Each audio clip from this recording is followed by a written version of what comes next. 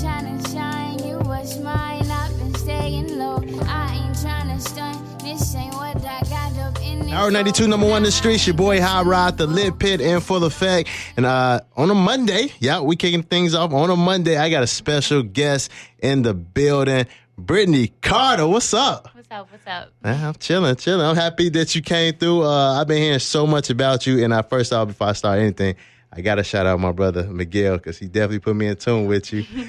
So definitely, Brittney, for people that don't know who Brittney Carter is, tell everybody who Brittney Carter is. I'm MC from the south side of Chicago. And I just be writing. I just be in the crib. Be making music. And before music, poetry. Yeah.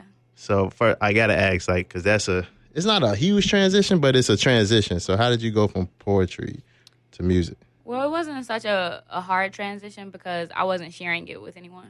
I was just doing it for myself. I was just notebooks I was keeping for years. And so I kind of just jumped into the music stuff. So. What made you jump into the music?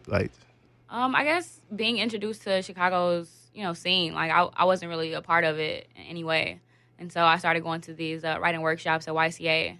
Shout out YCA. And I was sharing. I shared some of my stuff one day, and they were like, these sound like raps. I'm like, nah, this is not that. This is from the heart. This is me right now. Yeah. And I know you said you went to some programs, and one program I heard Beats and Bars. Beats and Bars, yeah. Yeah. How did you get in tune with that program? I just stuck around. After I was doing the poetry workshops at first. So I didn't know about the MC workshops. Okay. So I was just sticking around for the poetry workshops. And they were like, you should stick around for the MC workshops. So I'm just like, okay. That'd be cool. And you going crazy right now. A few of your videos is going viral. People taking notice to it. I love your delivery and your flow and everything. It remind me of this group, TDE. So I just have to say that. So I hope something in the works. But you did open up for TD. You opened up for J-Rock. How was that experience? That was the craziest thing I ever did. Yeah, it was probably the best thing that happened to me last year. So, man, insane. That's super dude. What did J-Rock give you any advice? Yeah, he just told me to keep going. It's so easy to quit. A lot of people just get into it and quit as soon as something get hard. So just make sure I keep pressing forward. Anything in the works? Nah.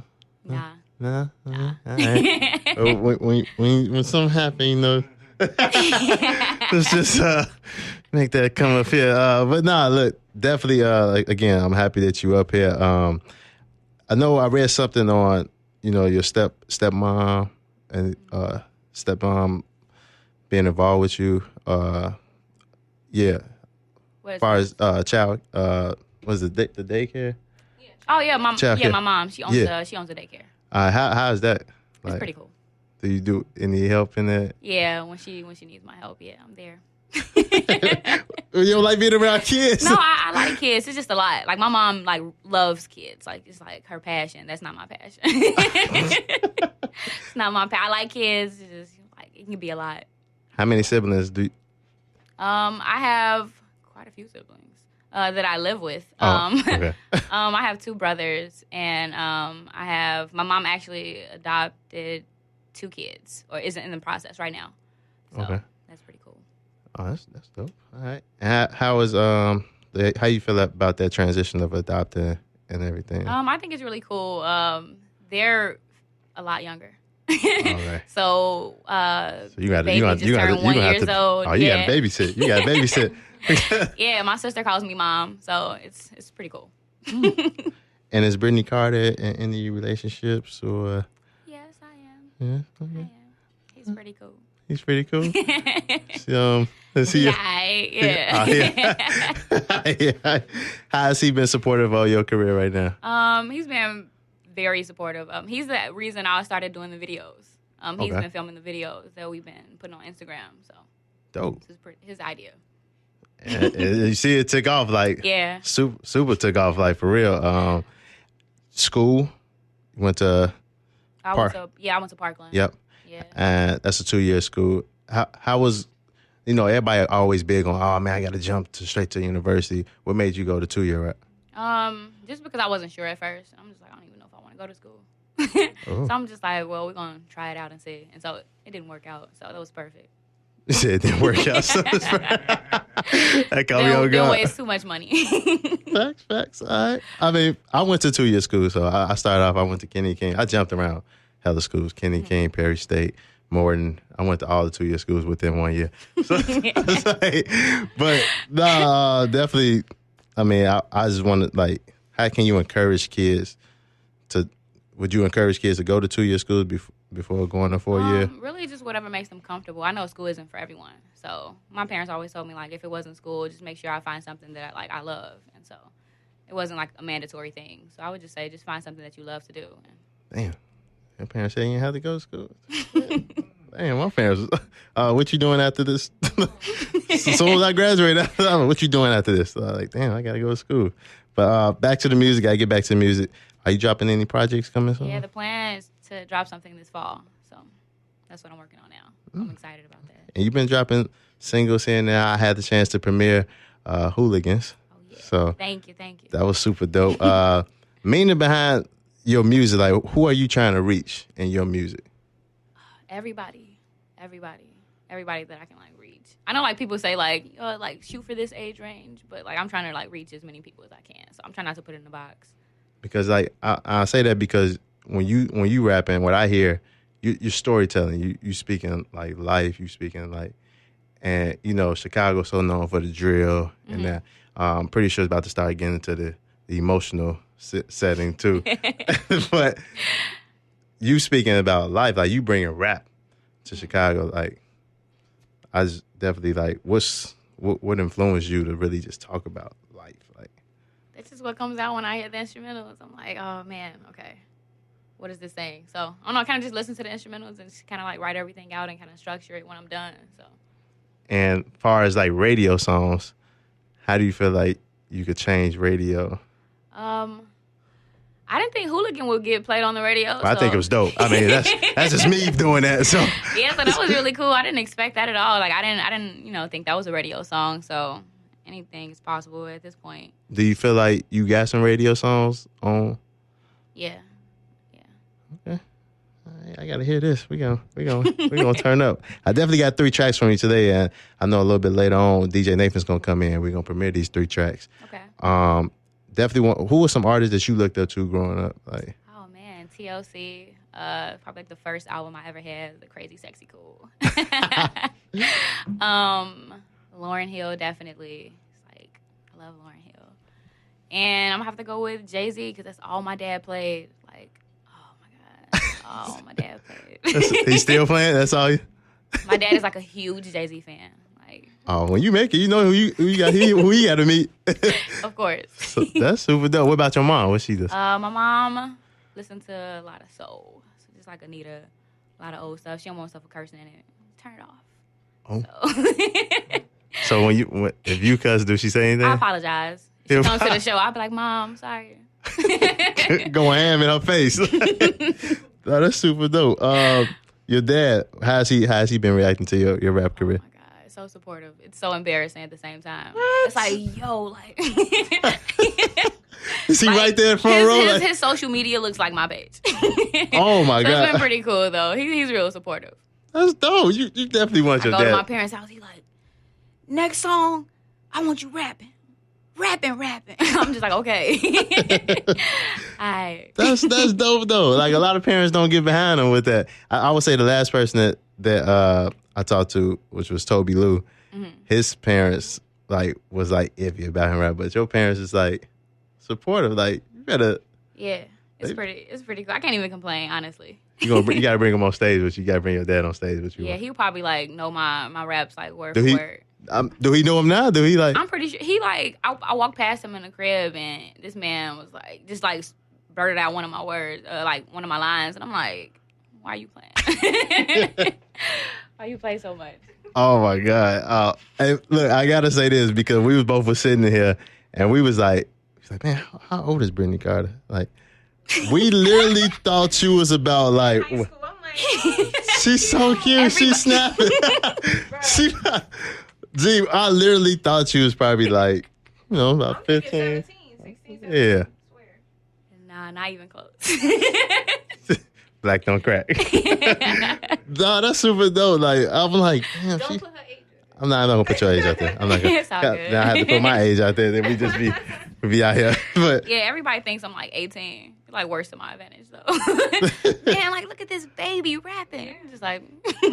that's what we were saying. So nah, you super dope. What high school you went to? My first 2 years I went to George Washington over East. Yeah, I know. And my last 2 years I went to Richards. Okay.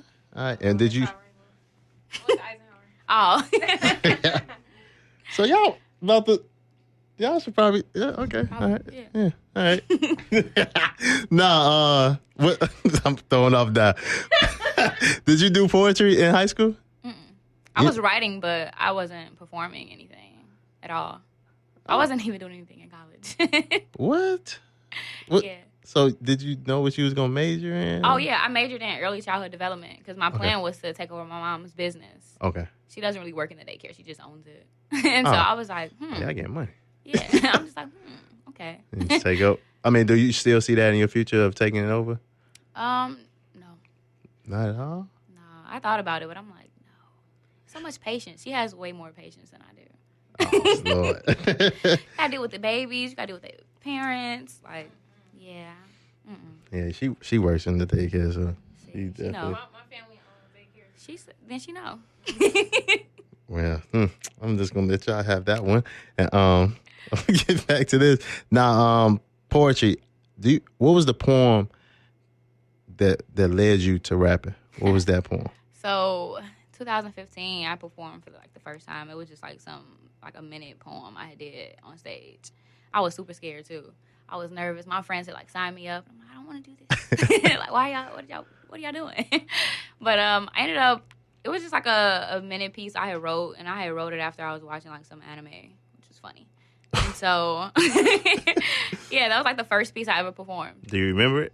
No, it was so long ago. Oh man, we trying to get the take you back. What do you know? Do you got any poems that you remember? A few, not. Or maybe any bars that Yeah, you could spit and for the people? I think I could do that. If you don't mind. Oh, Just, what? 16. 2 mics. I gotta get back up out. It go like, rap game fugazi on shorty on baby. I'm just serving crack 90s bread, no 80s. Honestly, I'm such a hot commodity. I'm calling mediocrity out. I'm taking over the game. I'm in your hood, so what's up? I'm on your corner, pull up. My shit is so pure, obliterate your nose hairs. All I know is serve, all I know is serve. Get it from my daddy, he was flipping birds, he was serving addicts. I'm just good with words, I'm just trying to get the classic, there you have it. Do not step to the mic if you cannot match up my passion. I'm passing you bastards, your favorite verse my average. I'm putting niggas in check, I'm rhyming straight like a vet. All my niggas is dogs, gon' give it to them like X. I'm off the leash and baby, my barking is matching my bite. If these verses be that crack stereo, gotta be pipe. So open up or overdose, we spitting prophecy, right? Something. And the sound of your voice, like, because right now you talking to me is like, oh, you know, I don't hear the rap voice. Mm-hmm. Where did the rap voice come from? Oh no, this is like how I write, like how I talk when I write. I don't. No, and that's why I say it reminds me of TDE, and I could easily hear you with them. Like that would be love. I hope that blessing happened for you for real. Beats and Bars program.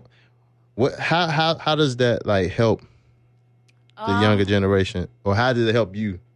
I've only been to it a couple of times, but they do a lot of exercises as far as like a lot of writing first, a lot of brainstorming. They play games like word games. Okay. And so I think that helps like the youth a lot, and plus it's like a positive environment. Okay. And what programs helped you like really like, all right, I'm gonna do this rap shit. I got this. Like, or this gonna be my sound, or this like. I would have to give credit to the poetry workshops I was going to. I know it helped me. I know a lot of people, a lot of rappers nowadays aren't like really into poetry, but I think like reading and writing helps like with your writing form. So. Okay. And what's some advice you could give like to the young generation, especially female generation, that's trying to get into the rap game? Just be yourself. I know I feel like it's a lot of pressure to like appeal to a certain audience, and I don't know, kind of just gotta do what you feel comfortable doing. All right. What's some artists you want to work with in the future? Ooh, I mean, Kendrick. Kendrick? Yeah, I'm just put that out there. We're gonna put that out there.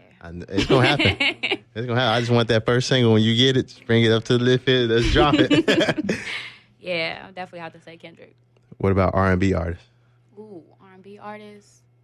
Does Lauryn Hill count? Because she does both. That's cheating. I know It's cheating, but kinda cheating. but it's still, that would be a dope track. That would be a dope track. Oh, Amber from Moonchild. That would be, yeah.